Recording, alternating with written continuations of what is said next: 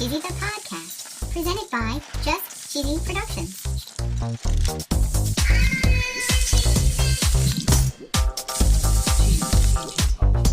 Hi there, I'm your host, Fondue.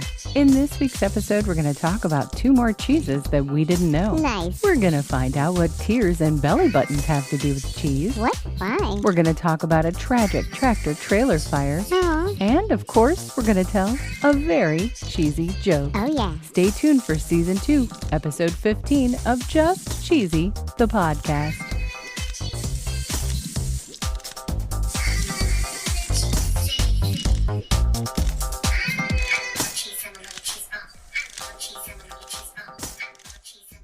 So cheesy, this week's cheese comes from Paraguay. What's it called? It's called Queso Paraguay. Original. Queso Paraguay is made as part of a 3-part process. Ooh. They treat the rennet, Okay. they make the curd, Sure. and they manufacture the cheese. This is all according to Wikipedia. Oh. The rennet gets put into a large container of Okay. sour orange or lemon juice. Yum. It soaks for about 3 or 4 hours, and then it's put in the sun to dry. Okay. It's added to the milk to create the curds, and then the curd is squeezed until all the liquid is gone. Oh. It's pressed into rectangular shapes called cheese dishes. Aw. And in an article by Lizette Bowen on the website curiouscuisiniere.com, Okay. they talk about a cold weather flatbread made of Queso Paraguay. It's called beiju. Doubt it. No, seriously, I think it really is because they actually have the pronunciation on the website, even Sure. though it's spelled M-B-E-J-U. Okay. But it's made of cassava or yucca, Okay. lots of cheese, and it's held together with a splash of milk. Yum. And because they use cassava flour, it's actually gluten-free. Ooh. According to this article, it says you add the flour,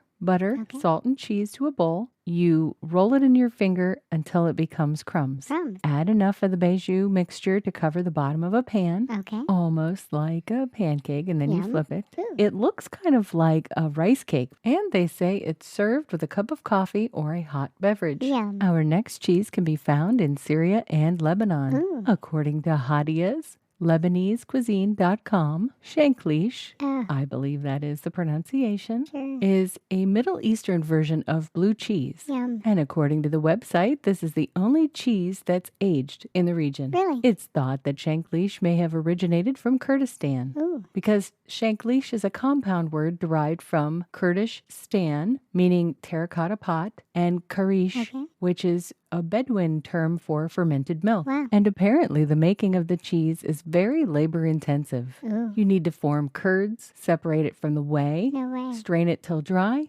and salt and season it. Ooh. It's then shaped into tennis-sized balls Wow. and allowed to dry in the sun. Oh. And then the aging stage, those balls are put into a tight glass jar away from sunlight, Okay. and they develop, I'm quoting here, rot on the surface, Ew. and that takes about a month. They say the taste intensifies with age and it becomes a little bit more sharp. Sure. Then the balls are scraped to remove the rot, Ew, gross. right? Yuck. And then they're rolled in za'atar, paprika, or Aleppo pepper. Okay, yum. Some people flavor it with fennel, Oh. cumin, or even anise Ooh. because it's pungent alone. Huh. It's typically served as a meze dish. Ooh. It's eaten with chopped tomato, onion, olive oil, and sometimes parsley. Yummy. Shanklish, not a sponsor. Nope. So someone else's ad will go right here.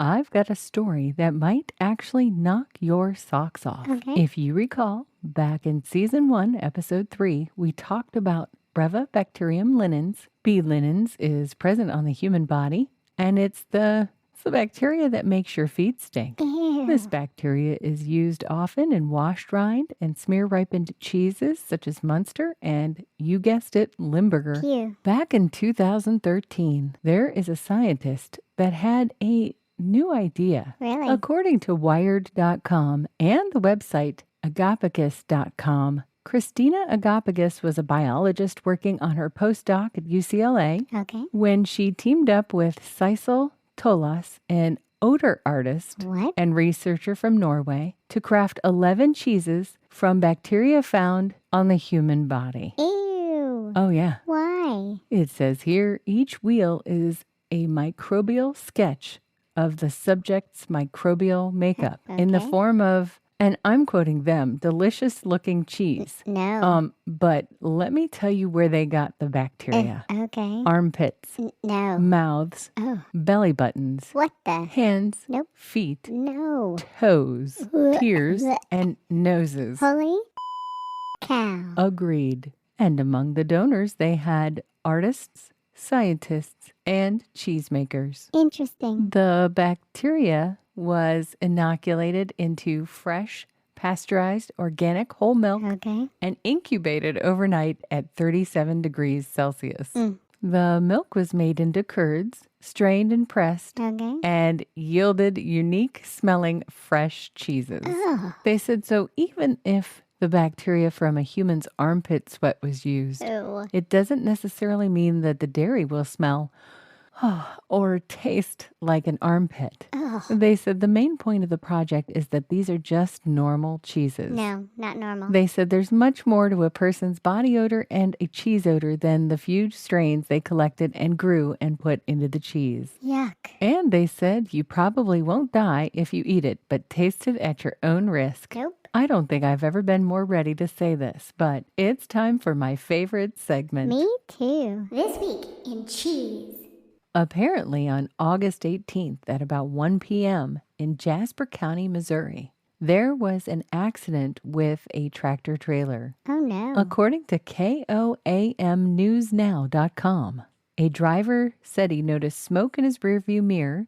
He pulled over and used his fire extinguisher to try to put out the flames. Oh no. He unhooked the semi and quickly pulled forward, but the trailer was consumed by fire. Huh. The entirety of his load, 43,000 pounds of, you guessed it, cheese, Aw. was a total loss. Oh no. They said the fire was so intense that the concrete along the shoulder was damaged. What? Fortunately, the driver was okay, Good. but the cheese expired. Aw. And Jasper County must be a pretty popular area for cheese Really? because back in 2020, there was a news article about a truck carrying 43,000 pounds of cheese actually went into the ditch and crashed. Oh no. So to all you truckers out there, if you're carrying cheese and you're in Jasper County, please be careful with our precious cargo. I'm ready for a joke, Fondue. What kind of cheese costs an arm and a leg? I don't know. Limburger cheese. Get Oh. it? Limburger? Oh, good gravy. It's so silly. Oh, come on now. You know it was just a little bit cheesy.